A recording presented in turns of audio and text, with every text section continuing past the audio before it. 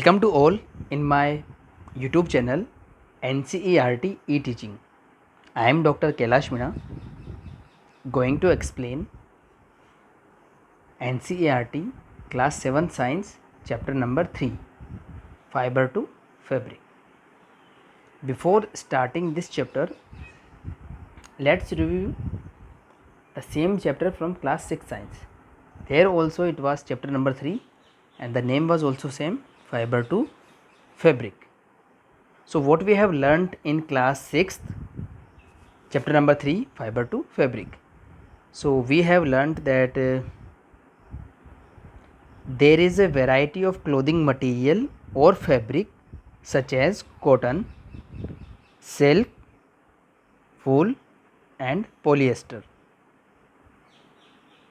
Fabrics are made from yarns which in turn are made up from fibers. Fibers are either natural or synthetic. We will learn more about synthetic fibers in class 8 science again in chapter 3, which is related to fibers. So one thing is common in class 6 science, 7th science and 8th science, that chapter 3 will be dealing with fibers.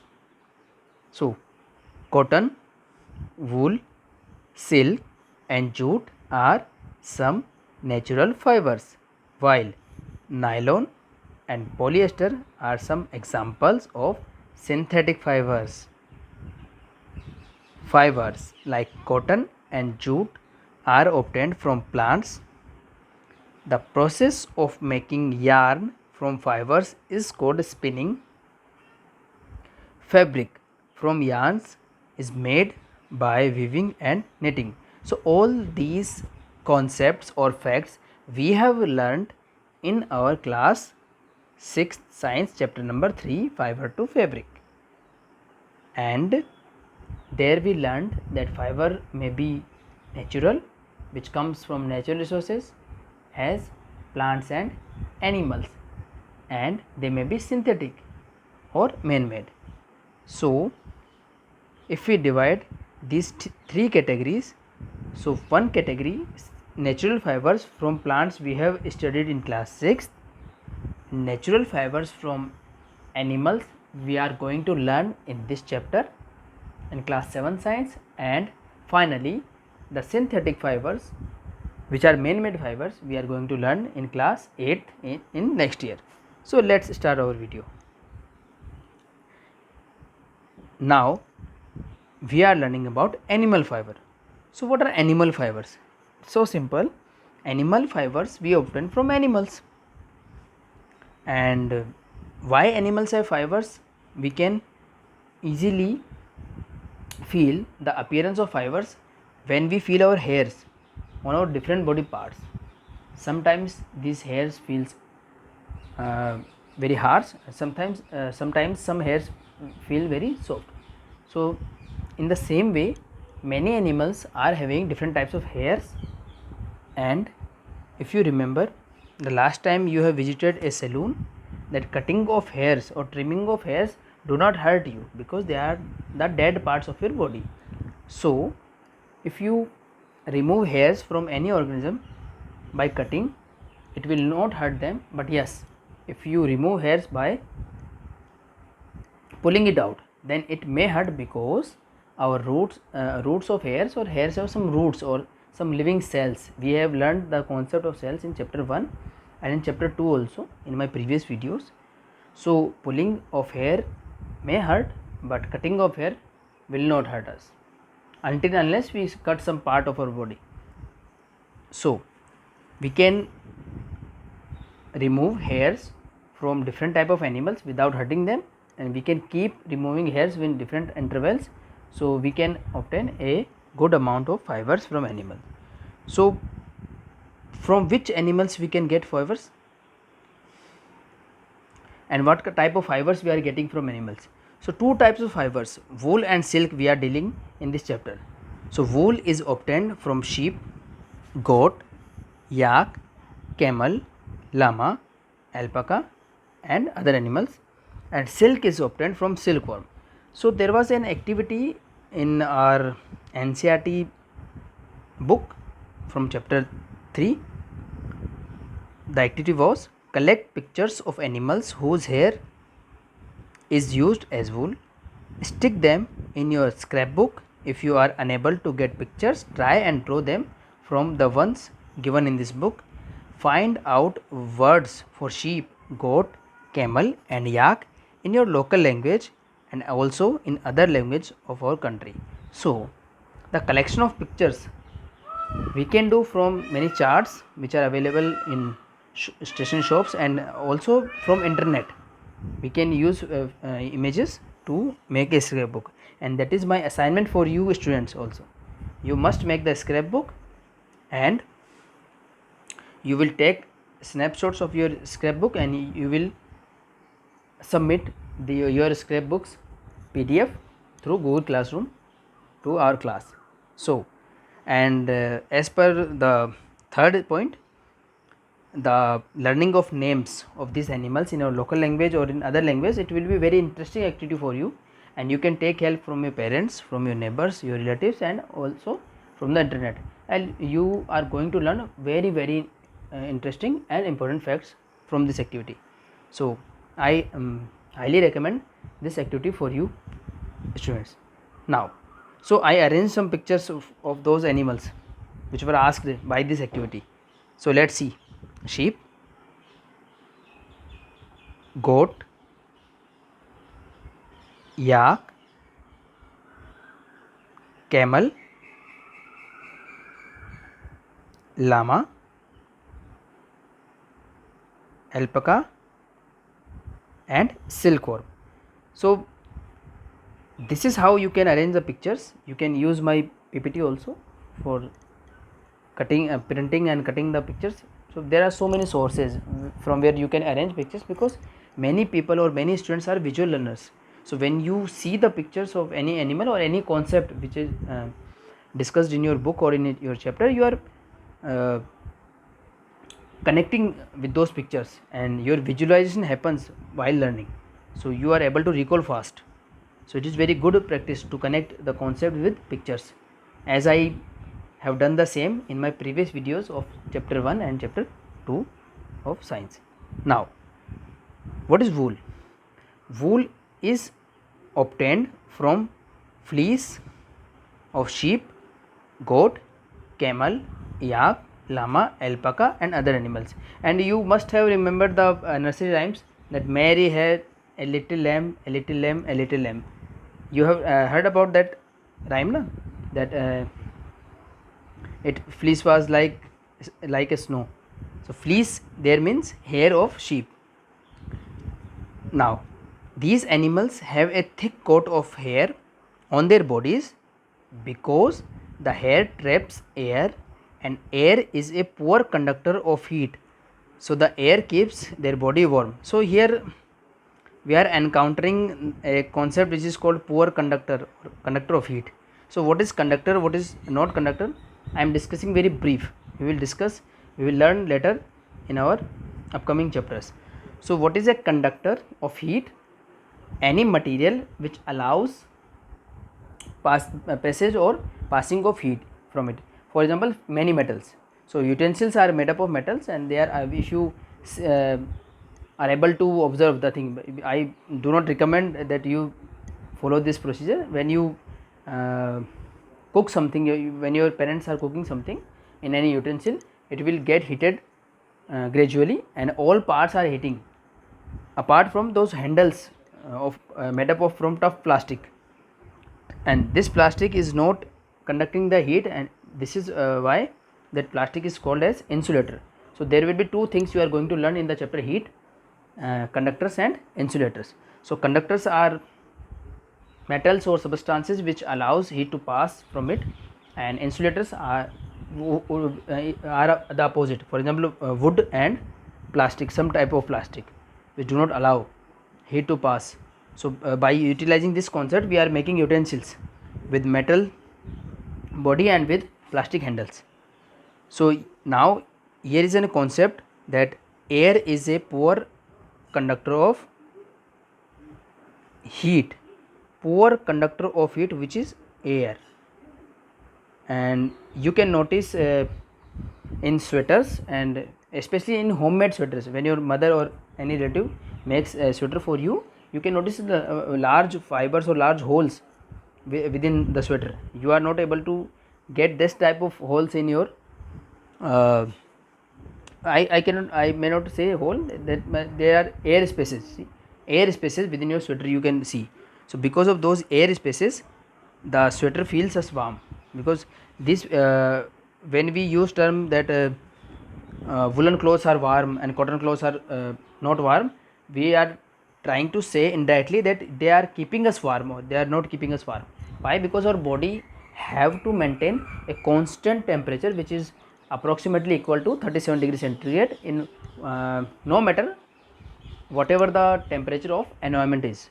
So if there is hot outside or there is cold outside, then also we have to maintain a constant temperature of our body. And so there are so many processes going on in our body for maintaining that heat, but it is escaping from us in the winter season. So that air trapped in woolen clothes actually traps that heat and helps us to keep us warm. So I hope you understood this concept. Now the most common wool is sheep wool. Yak wool is common in Tibet and Ladakh, because yak we can find yak in these areas. So it is obvious that they are using yak wool. The wool obtained from Angora goats of Jammu Kashmir is soft wool used for making shawls. So Angora goats we can find in Jammu and Kashmir. So those people are using the wool obtained from Angora goats. Camel hair is also used as wool. Llama and alpaca found in South America also eat wool. So these are the few facts about wools. Now let's learn more about wool. So for obtaining wool, sheep are reared and then hair is cut and processed into wool. See, if we want to remove hair in a large quantity for industrial production from sheep, we need to take care of those sheep also. Like in milk industry, like in poultry industry, if you want something from animals, you need to take care of those animals, because we are not going to kill those animals, no? We have to take care of those animals, let them produce wool, and then remove by a strategy, so that you are not going to harm those animals, and at the same time you are getting benefit from those animals. Now, so the steps I am discussing while obtaining the wool. The first step is rearing and breeding of sheep. What is rearing and breeding of sheep? Rearing means taking care of sheep, and breeding it means reproduction. So we all living organisms are able to reproduce, and because we are able to reproduce, we are now able to maintain our species in this earth, because earth is very very long history, and we have comparatively very short lifespan of all we animals. So we need to reproduce for continuation of our species. So what is breeding? Breeding is somewhat technical term. So when in this type of reproduction, the sheep or any animal will not have reproduction at random. We humans will select which animals are going to reproduce for our benefit. So what you will select? I am very sure that you will always take care of what product you want to get. For example, if you are selecting animals for breeding, in case of milk providing animals like cow and buffalo, you will take care of, okay, you will take the best cow and best bull of that category. So in the same way, if you want breeding of sheep, then you will always choose the best wool producing sheep. Now, sheep are reared in many parts of our country like Jammu and Kashmir, Himachal Pradesh, Uttaranchal, Sikkim, Arunachal Pradesh, Haryana, Punjab, Rajasthan, Gujarat, etc. Sheep feed on grass and leaves as they are herbivores. They also fed with a mixture of pulses, corn, jowar, oil cakes and minerals. Why? This is a mind trick question for you. Because in the chapter nutrition in plants and nutrition in animals, we have learned that we all animals need different types of foods for different type of nutritional requirements. For example, we need carbohydrates, we need proteins, we need fats, we need vitamins, we need minerals, fibers, water. So we need different type of food. So pulses will provide protein, corn and jowar will provide us carbohydrates, oil cakes will provide fats, and minerals will obviously provide minerals.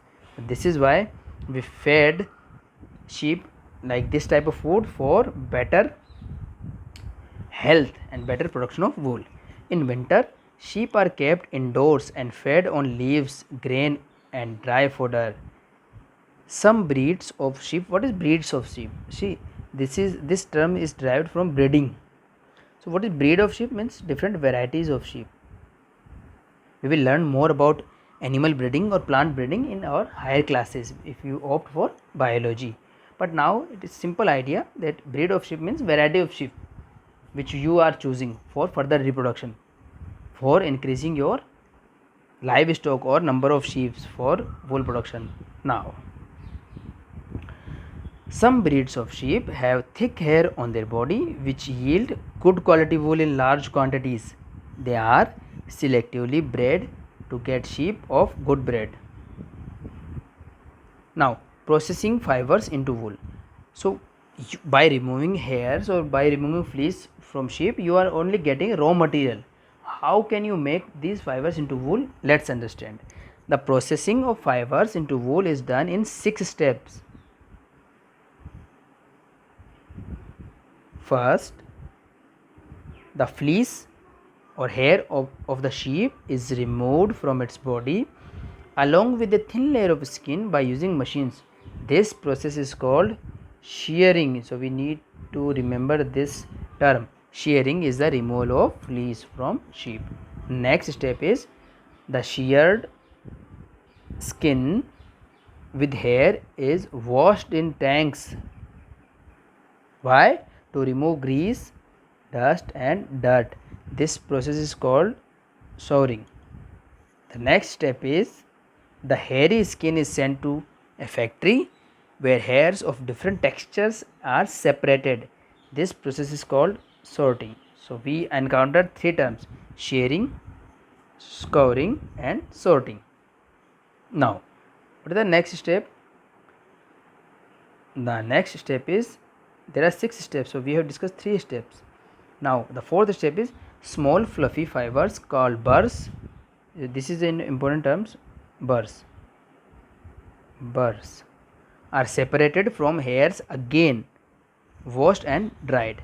The fibers are then dyed in different colors. We have seen different colors sweaters, but there are very few colors when we get naturally from sheep. Now the final step is the fibers are then strengthened, combed and rolled into yarn.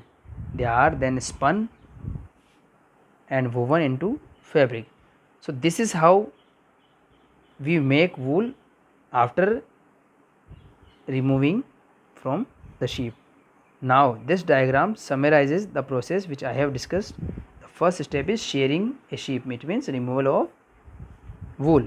Next is scouring in tanks. And what does scouring means? Washing to remove grease, dust and dirt. Next,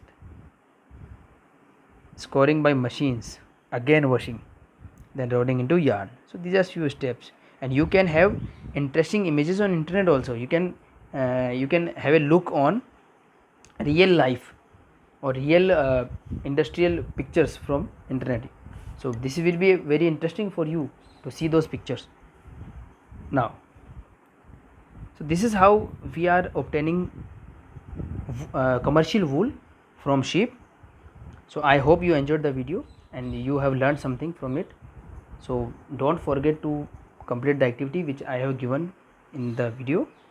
So thank you so much for your listening, and in my next video we will be discussing the silk moth and its life cycle and the production of silk and how we rear these worms or moths. Thank you so much.